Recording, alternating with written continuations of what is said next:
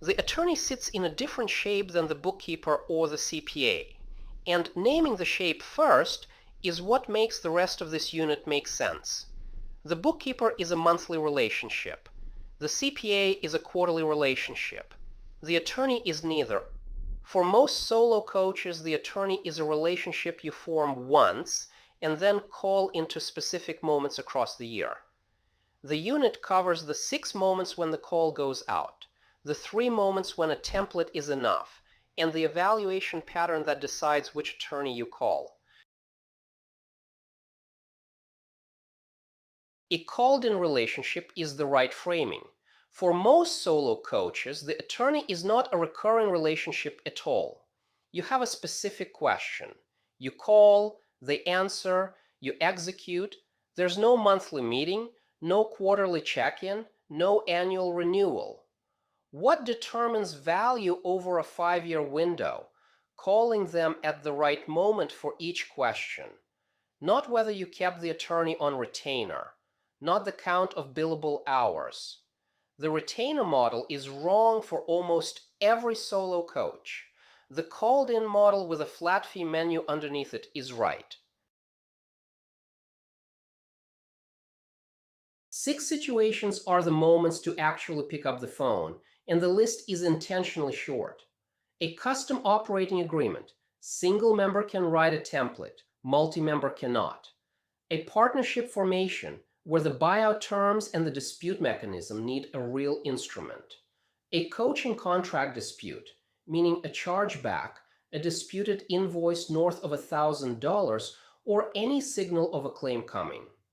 An IP question, particularly around whether a program name is protectable. A contractor classification fight where the 1099 versus W-2 question is live. And an NDA or non-compete inside a corporate agreement, read by counsel before signing rather than after the regret lands. 3 situations are the inverse, places where a template is enough and over-lawyering costs you for no protection gained. Single-member LLC formation in your home state when the articles are standard.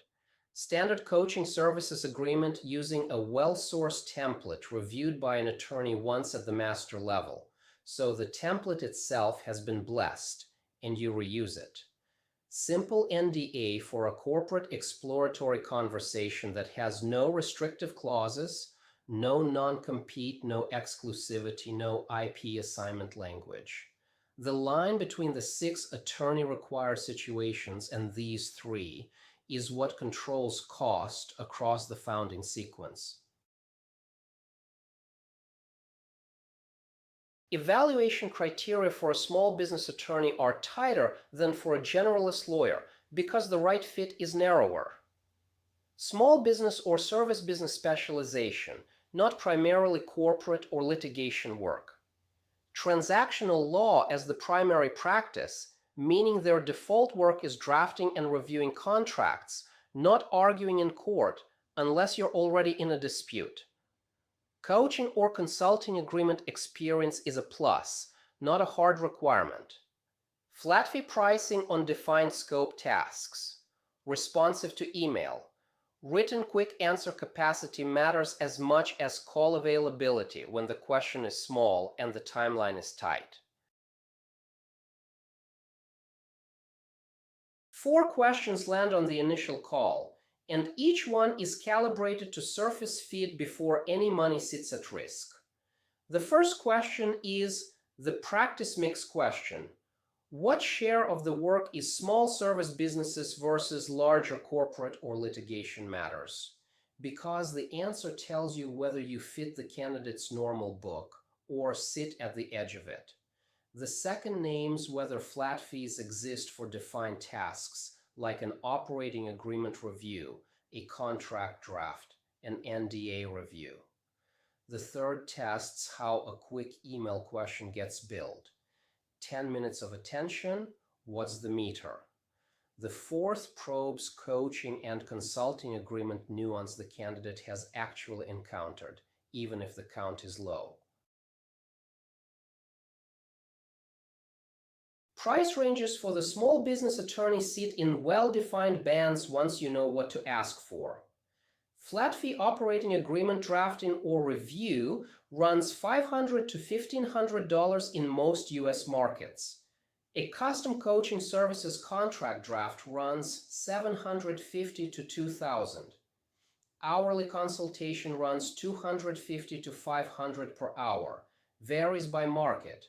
A solo attorney in Dallas is a different rate than a partner at a firm in New York.